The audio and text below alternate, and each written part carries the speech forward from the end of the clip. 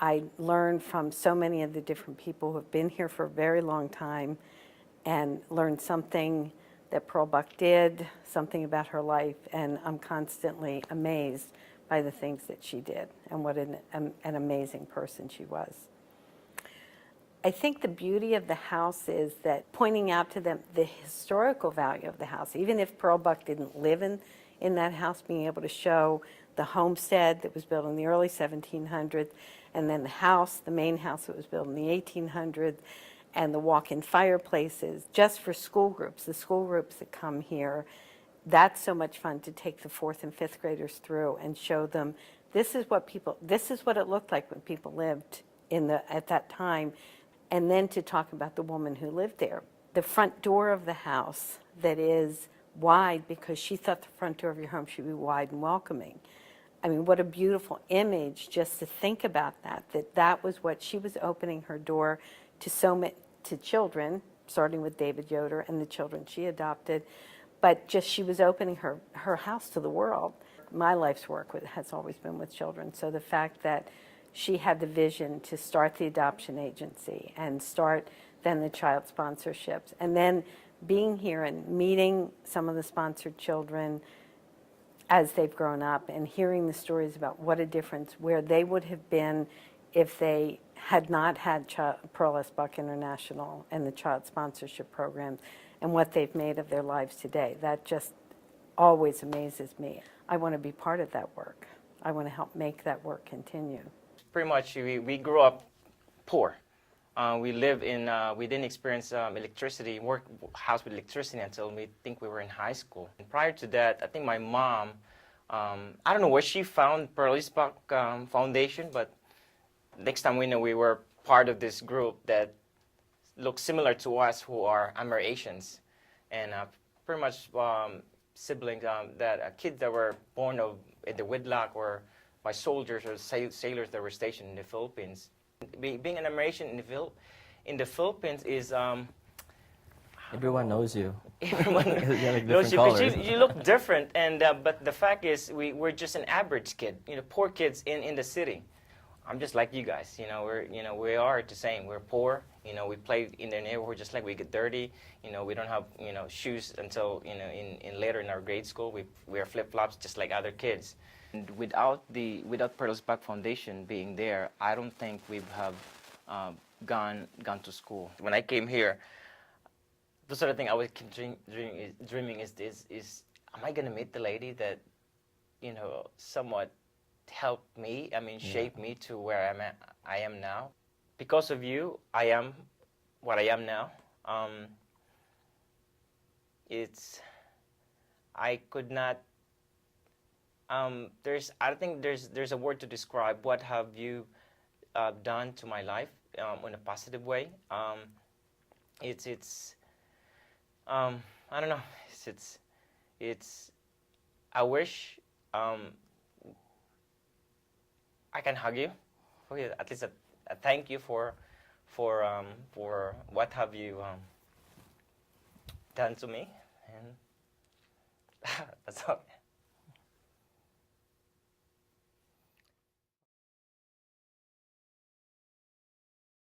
So I initially became involved to become a docent, and then about a month into becoming involved here as a docent, I learned about the high school leadership program. She said many times that her mission was to connect East and West, kind of make a bridge between East and West. And so through the high school leadership training program, we do learn to be leaders, and it's kind of focused on just the students. But then when we do the project and kind of branch out, we have to do the project within the countries that Pearl S. Buck is involved with and helps with the adoptions and the sponsorships. Through the program you learn about her, and you learn about some of her works, and you learn about kind of the bridges between East and West. And then we go out into our communities and we're telling people about the program.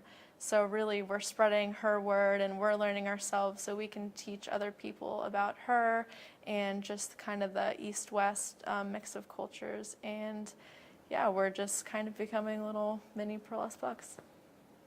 it was definitely a culture shock going over to Vietnam because the city is just like, you can picture like buildings and all the shops and everything. But then when we went to visit my birth family, we went to where they lived and we went through these roads and like we went past all the rice fields and everything. And then we got into the village and it was like a very small, muddy 1-lane road and just very like just cement walls where there was what the people's living conditions were made of.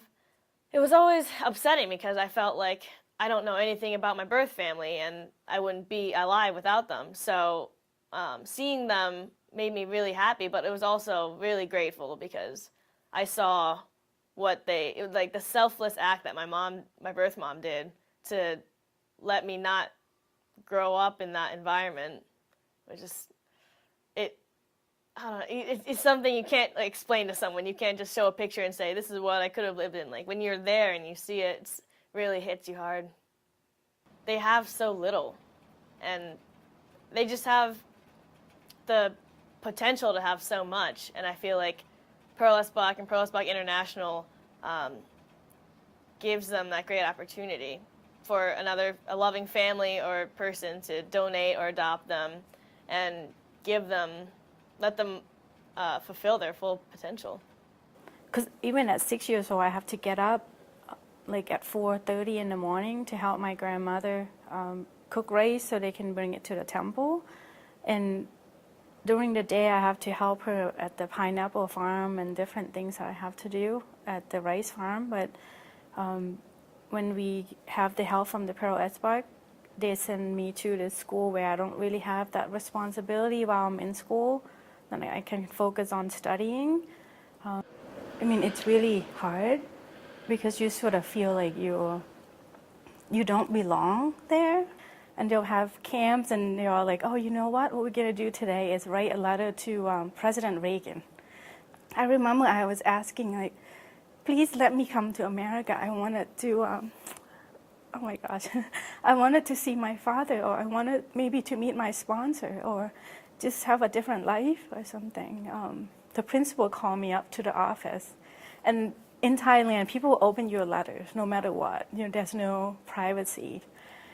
So I walked over and he's like, guess what? I have this letter from the Pearl S. Buck Foundation from Bangkok. And they're saying that somebody in America wanted to invite you to come to America and live with them. And I thought, oh, wow, you know, and I remember it's like confused, but yet it's sort of like, really? 10 years ago, you know, like something that I wanted so bad, but here's it right in front of me. This is the opportunity of a lifetime, right? Like not every day somebody get a chance to be giving a new life, basically. First time in my life that I feel like there's a complete family, you know, that somebody actually pay a lot of attention to me. And I like all my life, I kept thinking, I wanted to see my dad, my father, but that's changed, you know, after a while. And I'm like, this is the person that really loved me and taking care of me. So they become my mom, my dad, and such a good people.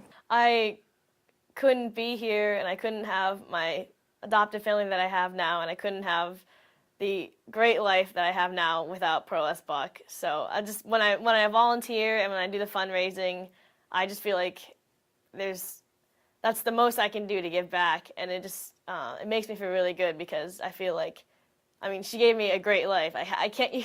It's hard to repay someone for a life. So I do all of this, and it just makes me feel really good in my heart because it's just giving back to such a good cause. And to have that, you know, blessing, I guess, from Pearl's Buck Foundation, because without the foundation, I don't think we'll be here sitting right now.